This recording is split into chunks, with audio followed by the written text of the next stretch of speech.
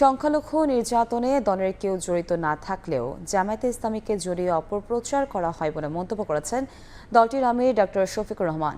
শুক্রবার সন্ধ্যায় রাজধানীর মিরপুরে ব্যাপটিস্ট চার্চে খ্রিস্টান ধর্মাবলম্বীদের সঙ্গে মতবিনিময় অনুষ্ঠানে মন্তব্য করেন তিনি। আরও বলেন, সকল অপকর্মের বিরুদ্ধে অবস্থান নিতে হবে, কালোকে কালো, সাদাকে সাদা বলতে হবে।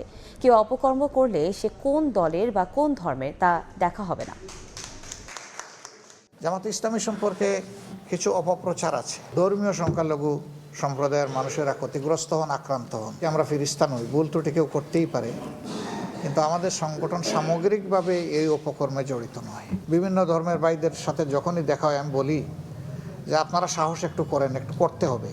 সাহস করে সাদাকে সাদা বলেন, কালোকে কালো বলেন। আর যখন ব্লেম গেম খেলা হয়, আমাদের উপরে যখন ফেলে দেওয়া হয়, তখন ওরা হাসে দূর থেকে, যারা এগুলা করেছে, পারপিট্রেটর যারা।